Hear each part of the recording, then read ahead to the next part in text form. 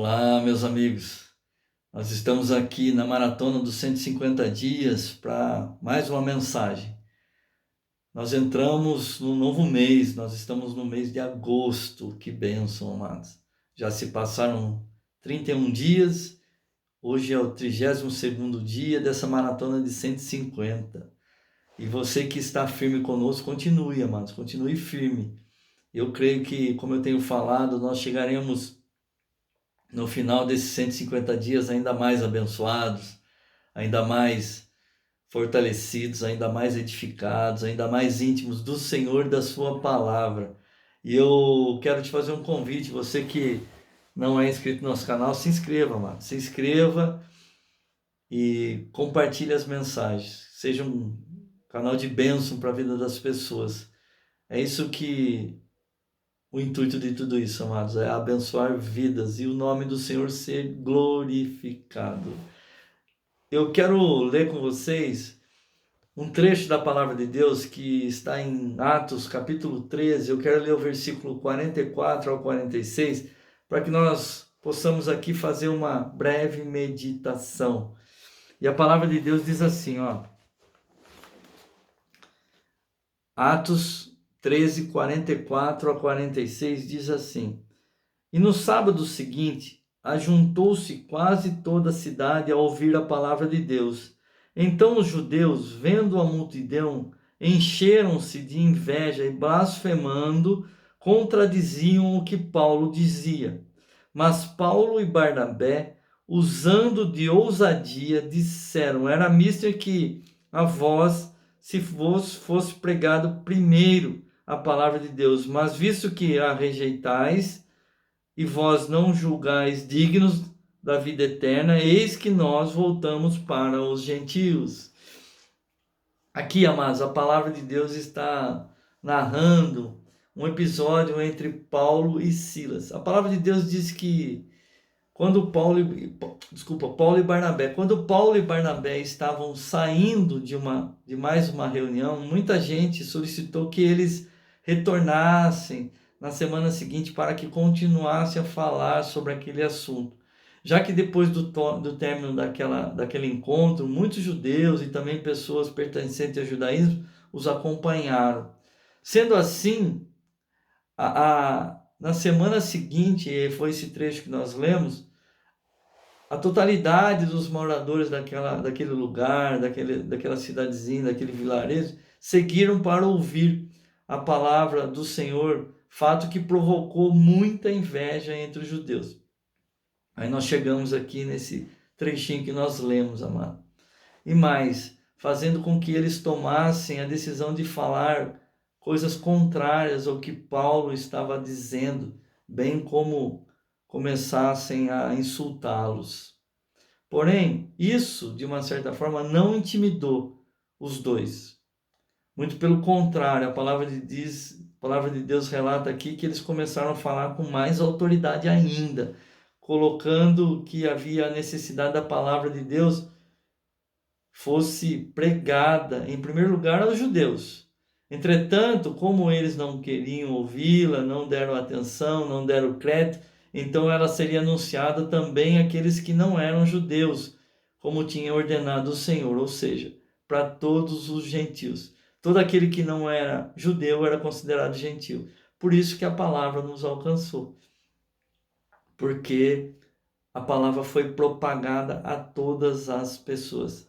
Quando aqueles que não eram judeus ouviram isso, eles ficaram muito felizes e começaram a dizer que a palavra era boa e eles começaram a crer nela. Entretanto, amados, os judeus não retrocederam. E aqui, esse contexto, esse relato, dizem que os judeus começaram a jogar as mulheres da alta sociedade do judaísmo, bem como os homens mais importantes da cidade, contra Paulo e Barnabé, fazendo com que eles fossem expulsos daquele lugar. O que aconteceu é que os judeus não aceitaram a verdade que estava sendo colocada, e diante daquilo que, de uma certa forma, os estava confrontando, resolveram usar da força e expulsar Paulo e Barnabé para fora da cidade. A grande verdade é que aquilo que estava sendo colocado para eles os obrigaria a mudar, e eles não estavam dispostos a mudanças. E é dessas mudanças, amados, que eu gostaria de refletir com você. Na verdade, eu li alguns versículos e fiz um apanhado daquilo que o contexto está narrando. Mas eu quero falar com vocês a respeito das mudanças. A palavra de Deus aqui, amados, fala sobre todo esse contexto que eu acabei narrando sobre essa passagem bíblica que fala de uma passagem de Barnabé e Paulo e fala dessas atitudes dos judeus. Muitas vezes nós vemos pessoas que querem de uma certa forma, ou pessoas querendo que as coisas na vida dela mudem. Elas oram, elas até oram, elas pedem a Deus, elas reclamam que as coisas continuam do mesmo jeito, vivem infelizes, esperando que transformações que não acontecem. Tem pessoas, amados, que vivem esperando transformações, e elas não acontecem. Porém, o que acontece é que elas mesmas não estão dispostas a mudar. E é sobre isso que eu quero falar com vocês hoje. É sobre isso que eu quero falar com vocês nesse dia. Aproveitando esse contexto bíblico, eu quero refletir com você sobre essas mudanças que nós precisamos fazer. A verdade, amados, é que queremos muito que as coisas tomem um direcionamento diferente. Queremos muito que a nossa vida mude, a nossa vida financeira, a nossa vida familiar, a nossa vida profissional, a nossa vida sentimental, a nossa vida com os filhos, a vida do marido, a vida da esposa. Porém, nós não nos arredamos 1 milímetro do nosso posicionamento que nós nos encontramos. É bem verdade, amados, que nós queremos realmente que as coisas mudem, mas nós estamos esperando que as pessoas mudem. A verdade absoluta é que se nós queremos mudanças, a primeira coisa que nós precisamos fazer é mudar. Se nós queremos mudanças, a primeira coisa que nós temos que fazer é mudar. Pois a partir das transformações que acontecerão nas nossas vidas, é que as pessoas à nossa volta se sentirão encorajadas a também buscarem um novo rumo para as suas vidas. É bem verdade, amados, que na maioria das vezes a gente está sempre buscando uma desculpa, buscando um culpado, buscando que as coisas mudem ao nosso redor e o nosso posicionamento continua sempre o mesmo. É bem verdade que nós queremos que tudo mude, mas nós, na nossa mentalidade, no nosso pensamento, nós não precisamos mudar. Mas a verdade, amados, e é uma verdade até absoluta, é que se nós realmente queremos mudanças, nós precisamos mudar. E aqui nesse texto, as pessoas não queriam mudar. E é isso que eu quero refletir, eu quero que você reflita, eu quero que você pense. Essas coisas de ficar cobrando um reposicionamento por parte das pessoas que nos cercam, amados, não vai funcionar. E muitas vezes a gente faz isso. A gente fica pedindo ou esperando ou até mesmo cobrando que as pessoas mudem, que as pessoas se reposicionem acerca de alguma coisa, enquanto nós mesmos não damos um passo, um direcionamento novo para a nossa caminhada. E isso, amado, só irá fazer com que as coisas continuem da mesma forma, ou seja, nada vai mudar. Eu estou querendo compartilhar com vocês essa experiência de que, para que as coisas mudem, a mudança tem que começar por nós, mano. Para que as coisas melhorem, para que as coisas se transformem, a transformação tem que começar por nós.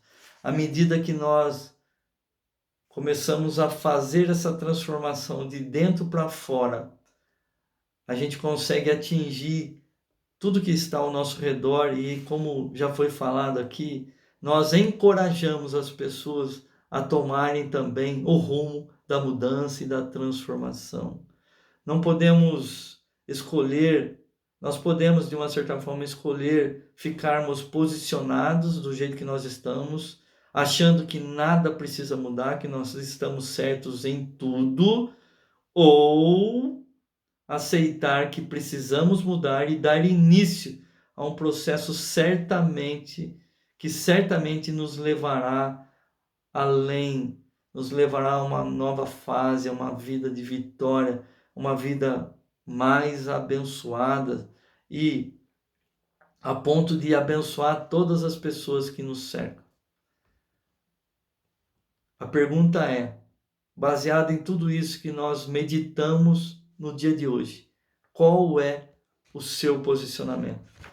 Qual é a sua decisão? Você vai continuar da maneira com que você está ou você vai tomar a decisão de iniciar um processo de mudança na sua vida para que todas as coisas ao seu redor também mude? Lembre-se, amados, que a mudança começa a partir da direção, dos ensinamentos, a partir da instrução, a partir da palavra, a partir dos princípios do nosso Senhor. Então nós temos que estar firmado nisso.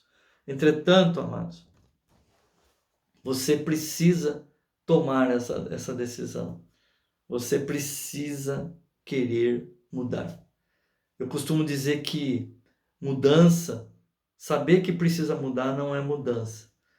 Querer mudar não é mudança.